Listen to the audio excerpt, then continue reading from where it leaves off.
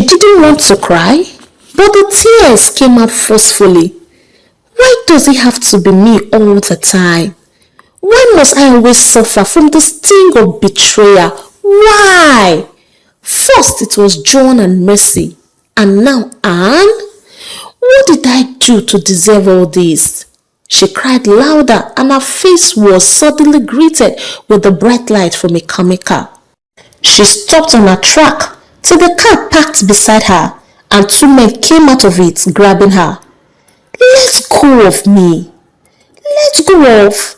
She was injected before she could finish, and she passed out, giving them easy access. She was bundled into the car, which drove away immediately. The party was still ongoing in the hall, but Michael had to leave with Shem where he was getting tired. Immediately they entered the house. Shem rushed to stand in front of him. Michael smiled because he expected the marker of his mom's territory to question his acts in the hall. He said, "If it's because of my PA, then you don't have to worry." "I know you very well, Dad. You don't look at women twice, but you couldn't take your eyes off her back then in the hall. And I saw how happy you were when her husband was bundled out. You like her," Shem replied, about to start crying again. "No tears, son," Michael said. "Can you just give me some time?" Shem nodded and asked, "But how long?" "A week," he replied. "Sure, that's not far," Shem said and hugged him.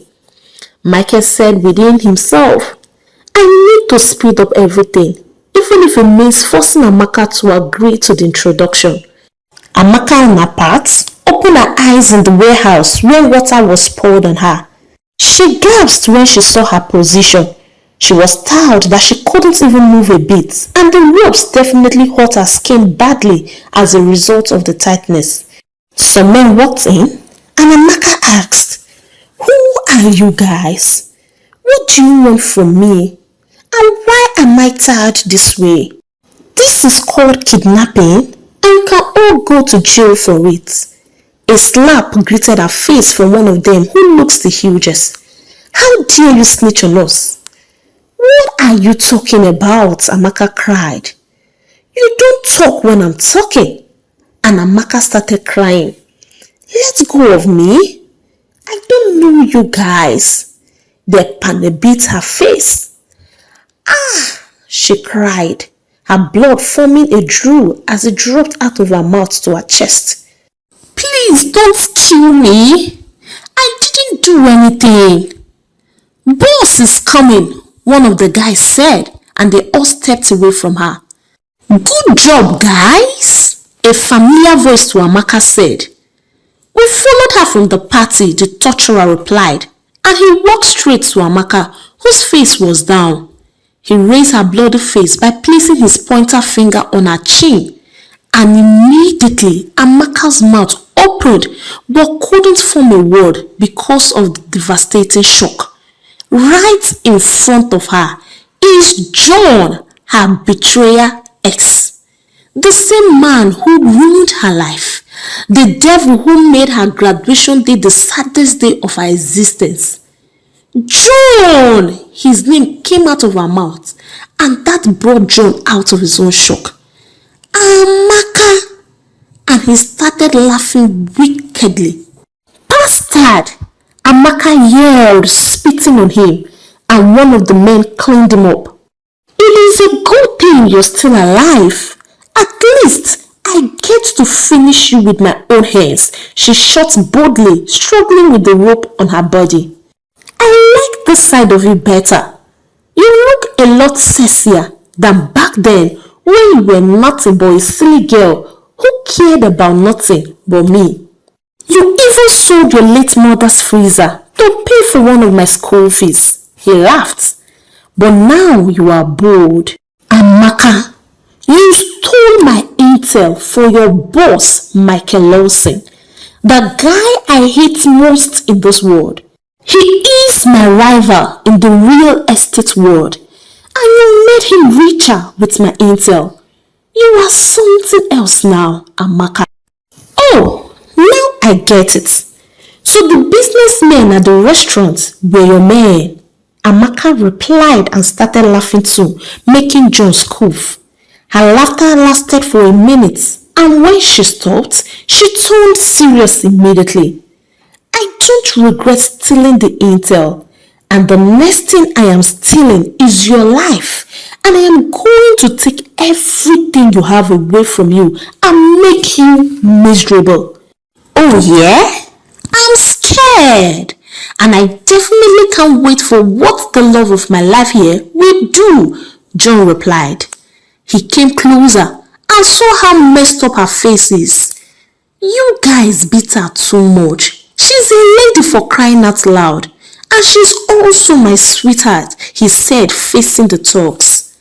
We are so sorry, boss. We didn't know about it, they apologized. You will pay for everything you did to me in 3 folds, John, I promise, Amaka said. Oh, Amaka, you are making me feel emotional right now. You loved me too much back then. I mean, I shouldn't have done that to you. But you were just naive and messing knew all the styles already. See what we are going to do. I am just going to meet Michael myself since I can't punish you. I won't touch you, I promise. Amaka tried to bite him, but she couldn't. John continued. Nice to meet you again after 9 whole years. We will see more frequently from now on. He winked and started walking out. Inject her and take her back to where you got her from, he said before leaving completely. They did and took her back to the front of her house. John returned home and laughed when he remembered Amaka's reactions earlier, and he rested on the couch. He said, she got prettier surprisingly, but she didn't grow taller. Still the cutie she was. Who knew I would be seeing her tonight?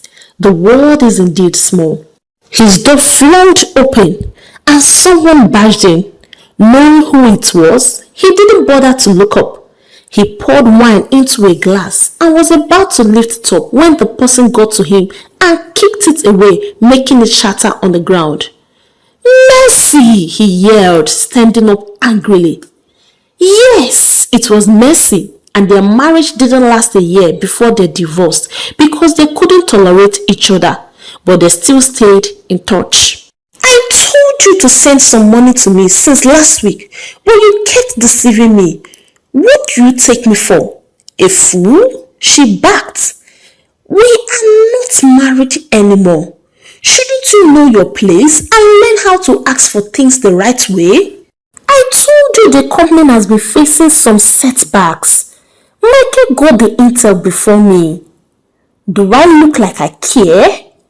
You obviously chose me over Amaka because of my bed matters, but you divorced me the moment you got tired of it, and you expect me to stay away from you? No, bro. Give me money, let me live here. True, I chose you over Amaka, and I am regretting it. You want to hear the latest gist? What if I told you I met Amaka, the best friend you betrayed because of me? He said with an obvious smile. Mercy could not believe her ears. Amaka woke up by the side of the road she was kidnapped from. She stood up and felt dizzy for a while before attempting to walk to her house. She almost ran crazy with various thoughts about John. So he's still alive after all my curses? He's still breathing well and even has a company? Maybe this is a sign that I have to do the job myself because he can't be living after all he made me go through. She finally got home and luckily Opeyemi left the house already, so she has it all to herself. The next day, Michael was all dressed for work. He got outside only to see his mom's car just driving in. Mom? He called surprisingly as she came out of the car. Son? She said dramatically.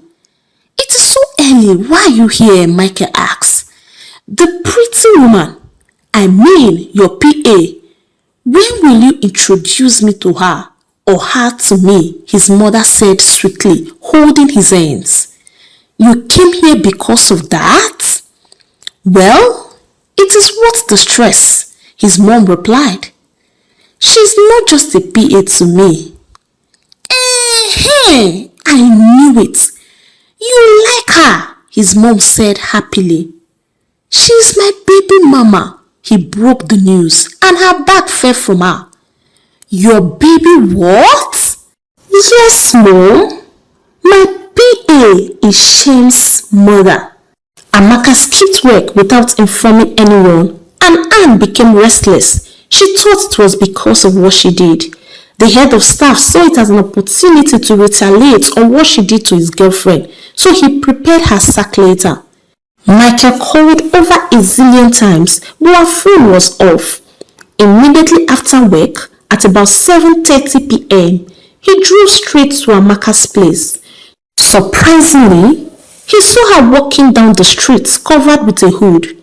He stopped and she began walking away in a rush. Michael added to his pace, and when he caught up with her, he drew her back by the arm she carried the nylon with. In the process, he fell, making the contents shatter on the ground. There were 3 bottles of strong alcohol and a box of cigarettes. He was shocked and he saw her face. What happened to your face? And what's up with the cigarette and alcohol? When did you start? It's none of your business, Amaka replied.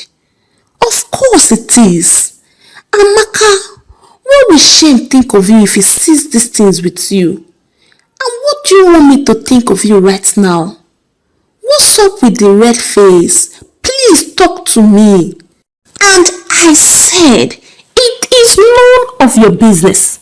Why is everyone acting saint when you all are green snakes under green grasses? Can't I have peace again? I am nothing to you, so please leave me alone. He kissed her and Amaka transferred all the aggression to him by biting him real hard before walking away. Michael began to cry like a baby, not because of the bites. This shouldn't be happening after he promised Shem that he will sort everything out in a week. He cursed himself inwardly, walked to his car and drove off. Surprisingly, Amaka met a car in front of the house when she arrived. She stepped slowly closer to the car and the door opened, revealing Michael's mom. Amaka just stared dumbfounded, wondering what's happening. Michael's mom asked, "What happened to your pretty face, huh?" Shem won't be happy if he sees his mom this way, and Amaka didn't know when she started crying. "It's okay, my darling. Just take me in and everything will be fine," Michael's mom said.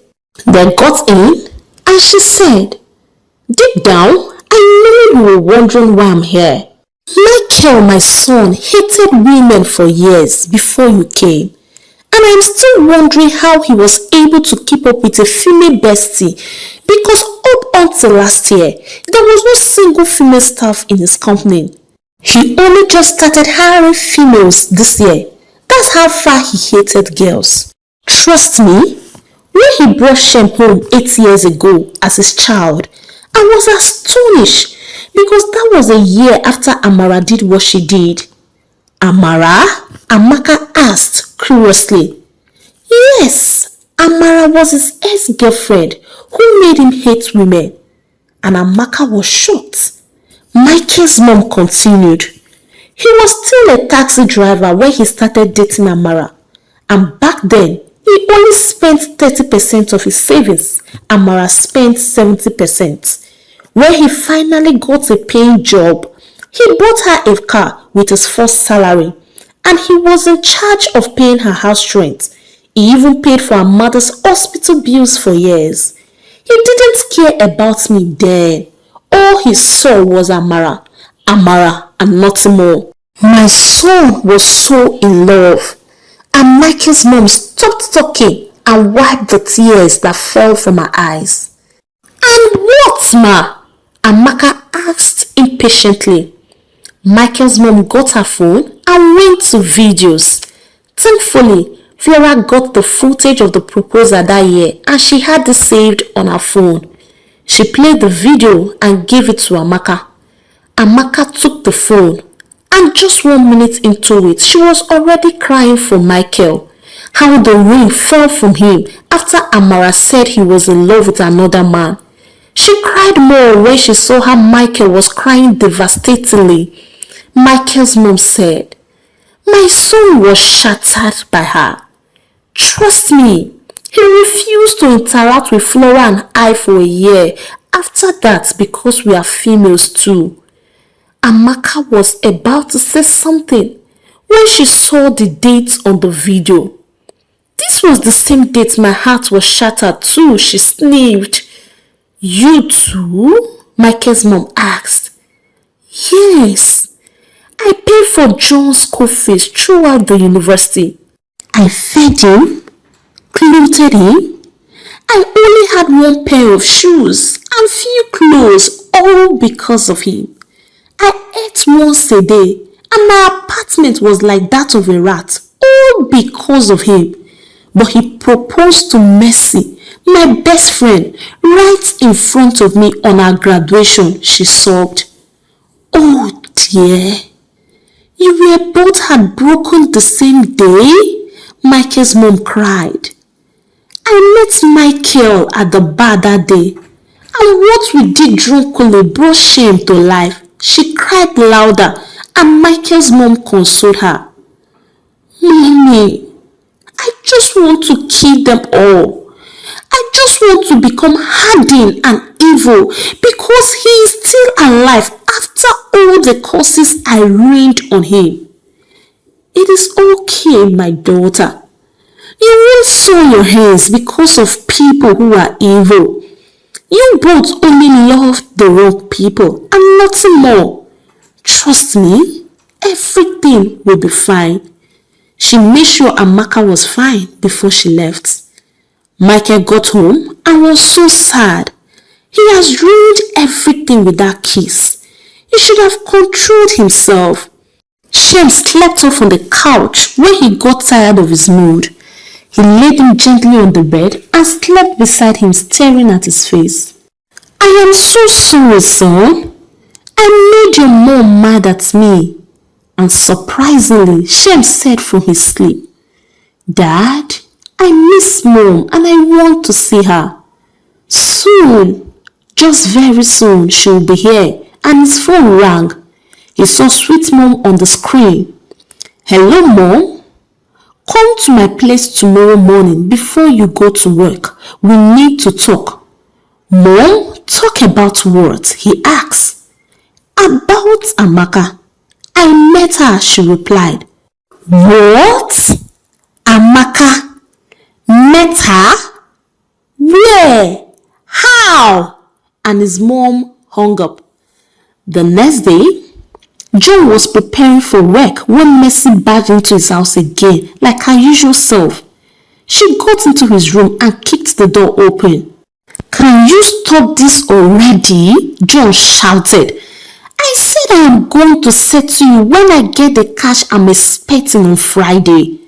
I definitely can't wait till Friday. Let's go to ML's company. If you must beat Michael to a pulp to make him wire you some money, then do it," she fired back. "Just listen to yourself and tell me if the statement you just made makes any damn sense. Go to ML and beat Michael to a pulp? Didn't you read his biography online? He trained for a year and is an expert in any kind of fight. Apart from that, do you know how many guards are in ML? Stop stepping on my throat. I don't want to die." "So are you saying you will not meet him?" she asked calmly.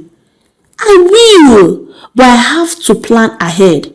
Another deal is coming on a land, and I surely can't lose this one to him again. Just let me have my peace," he replied. "Okay, find out Amaka's address for me," she said. "Why?" John questioned. "I should go say hi to a longtime friend, you know," Mercy said, smiling shamelessly. Michael, on his part, didn't have a sound sleep. He couldn't just wait to meet his mom. As early as 6 a.m., He was already sitting in his mom's living room. His mom narrated everything Amaka told her, and Michael's eyes popped. Oh, she went through the phase I went through? No, son. She went through even more pains than you did. Only Amara betrayed you, but she was shattered by her boyfriend and best friend. Then she got booked in a contract marriage just to pay the debt, his mom replied. Damn, this is just too much for one person. And I added mine to it. She's just a strong lady, Michael said with tears.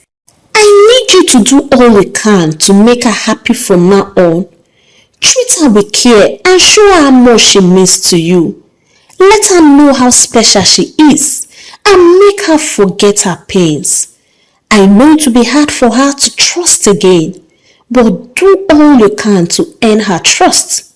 Trust me, you two will get healed in the process. You both need each other, Michael's mom said, wiping his tears.